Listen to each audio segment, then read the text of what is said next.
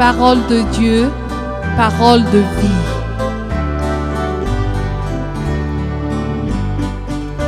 Une émission présentée par la radio Tin Fienen avec les offices de l'association Hira Shifila Jantsara, chant et évangile.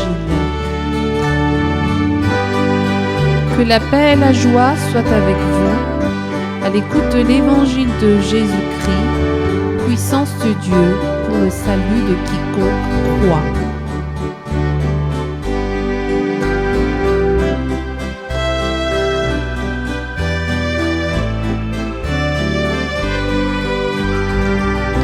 Parole de Dieu, parole de vie.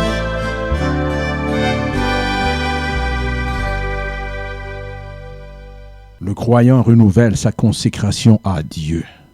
Chers amis, face à notre rencontre d'aujourd'hui autour de la parole de Dieu, nous voudrions faire nôtre le témoignage du psalmiste qui disait au nom du Seigneur « Je fais mes délices de tes statuts, je n'oublie point ta parole ». Psaume 119, 16. Certes, il n'est pas lieu d'oublier la parole de Dieu car Dieu garde son alliance qu'il a bâtie avec sa parole, laquelle est une parole qui demeure éternellement, selon la déclaration de Jésus disant « Les cieux et la terre passeront, mais ma parole ne passera point ». Matthieu 24, 35. Sûrement, Dieu ne veut aucunement que l'alliance qu'il a établie avec les hommes passe ou disparaisse, afin de faire perdurer sa miséricorde pour sauver les hommes pécheurs. En effet, à cause de l'alliance qu'il a conclue, il manifeste sa miséricorde et sa compassion envers nous pour nous faire hériter son royaume de salut divin, inébranlable et indestructible pour l'éternité. Et à cet effet, il renouvelle son alliance avec nous afin de la consolider. Aussi, à l'instar de Dieu qui renouvelle son alliance avec les hommes, il est du devoir de chaque croyant de renouveler aussi l'alliance qu'il a faite avec Dieu, et cela grâce à sa consécration. C'est le thème de notre examen d'aujourd'hui qui s'intitule « Le croyant renouvelle sa consécration à Dieu ». Ainsi, Dieu garde son alliance et effectivement la renouvelle. Et il veut que la paix qu'il adresse aux hommes pour recevoir le salut demeure et ne change point, malgré la versatilité des hommes, leur infidélité, leur duplicité à cause de leur faiblesse, conséquence de leur nature pécheresse. À ce propos, les Saintes Écritures déclarent, au nom du Seigneur, « Car Dieu ne se repent pas de ses dons et de son appel. » Romains 11, 29. Ce qui signifie que Dieu n'accuse point ceux qu'il appelle, car il est écrit au nom du Seigneur, « Et ceux qu'il a prédestinés, il les a aussi appelés. Et ceux qu'il a appelés, il les a aussi justifiés. Et ceux qu'il a justifiés, il les a aussi glorifiés. » Romains 8, 30. Mais il est du devoir de ceux qu'il a appelés, à savoir ceux qui croient en son nom et qui le suivent et pratiquent son œuvre, de veiller sur l'appel de Dieu, d'en prendre soin, afin que ce soit un appel vivant, toujours productif, et non pas un appel timoré, ni tiède, ni stérile, peu s'en faut. Et ce, suivant le mot de Jésus adressé à ses disciples, disant « Je vous ai choisis et je vous ai établis afin que vous alliez et que vous portiez du fruit, et que votre fruit demeure, afin que ce que vous demanderez au Père en mon nom, il vous le donne. » Jean 15, 16. Par contre, si notre vie de piété n'est pas en accord avec le plan de Dieu, alors le Seigneur dit « Je connais tes œuvres. Je sais que tu n'es ni froid ni bouillant. Puisses-tu être froid ou bouillant?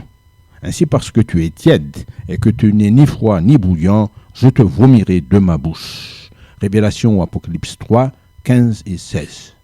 Chers amis, combien nous devons être reconnaissants à l'égard de Dieu pour sa miséricorde intarissable, par laquelle il manifeste sa compassion envers nous. En effet, il n'a pas encore brisé le roseau cassé, il n'a pas éteint le lumignon qui fume, selon Matthieu 12, 20, se référant à Ésaïe 42, 3. Ces signes sont en fait à l'image de nos imperfections, du non-accomplissement de notre appel, comme Dieu l'a projeté. C'est ce qui a amené l'apôtre Paul à avertir les croyants de Corinthe en disant « Au nom du Seigneur, ainsi donc que celui qui croit être debout prenne garde de tomber. » 1 Corinthiens 10, 12. De même, le Seigneur a averti sans détour les croyants en leur disant Plusieurs des premiers seront les derniers, et plusieurs des derniers seront les premiers. Matthieu 19, 30. Le sens de cet avertissement est que le chemin de la vocation, le chemin de la foi du croyant, ne va point de lui-même, à savoir ce chemin de la vie en Dieu, avec Dieu, mais c'est un chemin parsemé de combats, et ce, de manière incessante, mais Dieu merci, un chemin de combat victorieux. Le combat du croyant, c'est le combat de la foi, qui est un combat contre l'impiété, un combat contre tout ce qui s'oppose à la souveraineté de Dieu en tant qu'il est Seigneur, le Seigneur. C'est un combat ardu et de longue haleine, car un combat de Dieu. Et c'est face à cela que les gens de Dieu prennent conscience de leurs imperfections, dans le sens où ils peuvent être victimes de toutes les faiblesses, de la froideur, du joug des liens et des accoutumances, et ont besoin de renouveler leur consécration à Dieu afin de marcher et d'œuvrer selon l'appel que Dieu leur a adressé et a établi son alliance avec eux, selon la prescription du Seigneur Jésus à ses disciples en ces termes: « En vérité, je vous le dis, celui qui croit en moi fera aussi les œuvres que je fais. » Jean 14, 12. Cet appel stipule que Dieu n'est point le Dieu des morts, mais des vivants. Aussi les morts ne peuvent-ils pas servir ni glorifier Dieu, mais ce sont les vivants qui peuvent le glorifier en œuvrant pour lui. C'est ce renouvellement de leur consécration que l'appel de Dieu exige des siens, un appel qu'ils ont reçu par la foi et qu'ils vivent avec la foi, car la foi ne vise pas à les condamner, loin de là, mais vise à leur perfection pour œuvrer à les sauver de leurs faiblesses, à les parfaire dans le sens où Dieu les a appelés, et en conséquence à garder l'alliance qu'ils ont acceptée jusqu'au bout. Les Saintes Écritures nous rappellent l'exemple qu'Abraham, le père de la foi, nous a donné, selon qu'il est écrit: « Il ne douta point, par incrédulité, au sujet de la promesse de Dieu, mais il fut fortifié par la foi, donnant gloire à Dieu, et ayant la pleine conviction que ce qu'il promet, il peut aussi l'accomplir. C'est pourquoi cela lui fut imputé à justice. » Romains 4, 20 à 22. Car s'il est écrit que c'est par la grâce que vous êtes sauvés par le moyen de la foi, selon Éphésiens 2, 8, c'est aussi par la grâce, par la miséricorde de Dieu envers nous, que nous persévérons à tenir par la foi l'alliance que Dieu a conclue avec nous. En cela, l'apôtre Paul déclare au nom du Seigneur: « Nous servons dans un esprit nouveau, et non selon la lettre qui a vieilli. » Romains 7, verset 6, deuxième partie. C'est donc servir avec le renouvellement ininterrompu du Saint-Esprit, et non avec la confiance en notre ancienneté dans le service de Dieu ou à nos expériences que nous aurions acquises. Dieu aime renouveler sans cesse notre relation avec lui et notre service pour lui. Et de même, il ne nous cache pas son intention sur sa manière de nous conduire et de nous éduquer, parce qu'il est notre Père, suivant un principe de perfection et d'excellence, selon que Paul a écrit à Timothée, au nom du Seigneur: « Efforce-toi de te présenter devant Dieu comme un homme éprouvé, un ouvrier qui n'a point à rougir, qui dispense droitement la parole de la vérité. » 2 Timothée 2, 15. Ainsi, chers amis, il nous est impossible de déclarer que nous savons faire l'œuvre de Dieu. Les mots de Jésus à ce sujet sont clairs. « Si vous demeurez dans ma parole, vous êtes vraiment mes disciples, dit-il. » Jean 8, 31. Ce qui signifie être toujours à l'écoute du Seigneur, accepter d'être toujours conduit par le Saint-Esprit, accepter d'être repris par le Seigneur selon que de besoin, et selon ce que dit la parole de Dieu en ces termes: « Mon fils, ne méprise pas la correction de l'Éternel, et ne t'effraie point de ses châtiments, car l'Éternel châtie celui qui l'aime, comme un père l'enfant qu'il chérit. » Proverbes 3, 11 et 12. C'est la manière dont le Seigneur façonne ses élus, qu'il chérit avec beaucoup d'affection, pour qu'ils deviennent des enfants fidèles, ne trahissant pas la sainte alliance de servir Dieu. Et face à cela, Jésus admoneste les siens pour leur distraction en ces termes: « Sois vigilant et affermis le reste qui est près de mourir, car je n'ai pas trouvé tes œuvres parfaites devant mon Dieu. Rappelle-toi donc comment tu as reçu et entendu, et garde et repens-toi. Si tu ne veilles pas, je viendrai comme un voleur, et tu ne sauras pas à quelle heure je viendrai sur toi. » Apocalypse 3, 2 et 3. Il agit ainsi à leur égard parce que le Seigneur les a appelés à la perfection de leur Père céleste, en leur disant « Soyez donc parfaits comme votre Père céleste est parfait », selon Matthieu 5, 48. Et c'est à ce sujet que l'apôtre Paul entérine en proclamant au nom du Seigneur « Car nous sommes son ouvrage, ayant été créés en Jésus-Christ pour de bonnes œuvres, que Dieu a préparées d'avance afin que nous les pratiquions. » Éphésiens 2, 10. Chers amis, c'est à un challenge en vue de la perfection que la parole de Dieu nous invite. Ce, afin de manifester la gloire de Dieu et pour notre salut. Mais cela ne peut se faire sans que le Seigneur procède à notre renouvellement. Et les croyants ont besoin, en fait, et en vérité, d'être renouvelés. Et cela de manière radicale, soutenue, comme le jour se renouvelle systématiquement après la nuit. C'est un travail radical et à long terme qui justifie ce que disait le prophète Malachie lorsqu'il parlait au sujet de la venue du Messie parmi son peuple, selon qu'il est écrit au nom du Seigneur « Voici, j'enverrai mon messager. Il préparera le chemin devant moi. Et soudain, entrera dans son temple le Seigneur que vous cherchez et le messager de l'alliance que vous désirez. Voici, il vient, dit l'Éternel des armées, qui pourra soutenir le jour de sa venue, qui restera debout quand il paraîtra.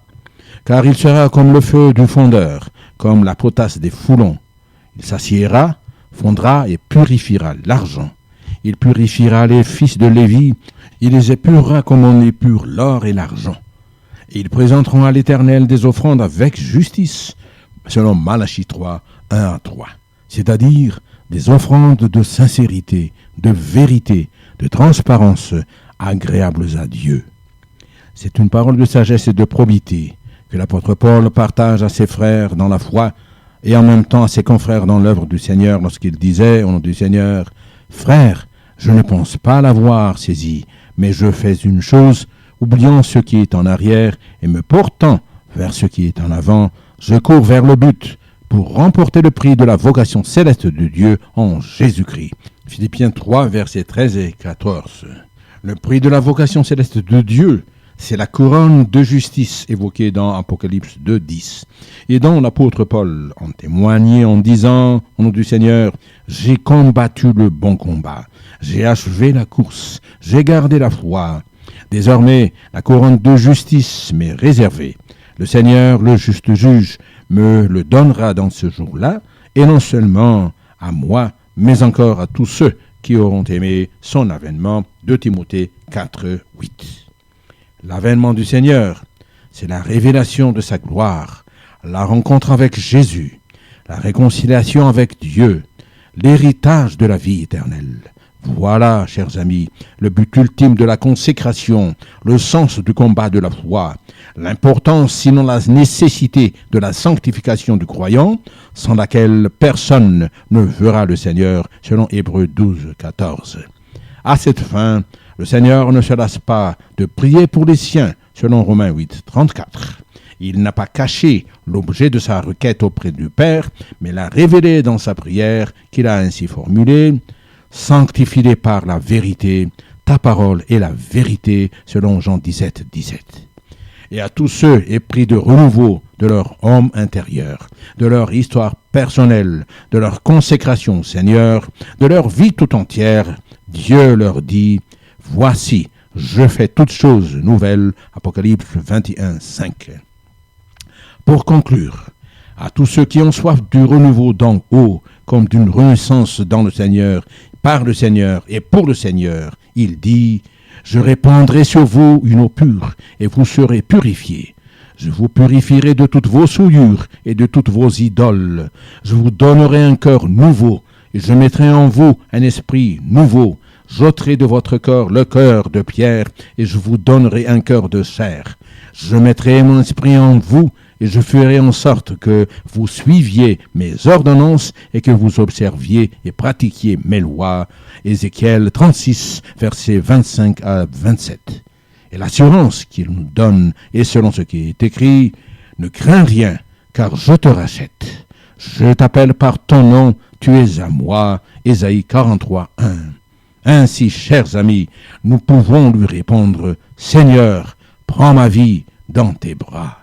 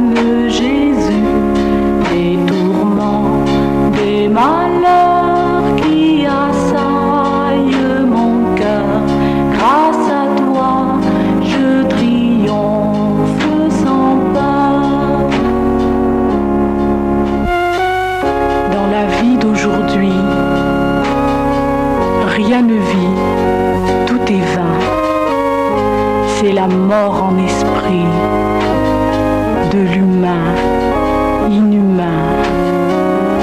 Mais je t'ai rencontré et ma vie a changé. Tu m'as ressuscité, libéré. Ô Jésus, tendre ami, mon fidèle soutien, l'éternel, infini, roi divin. Quand je t'ai rencontré, toute ma vie a changé. Tu m'as ressuscité, libéré.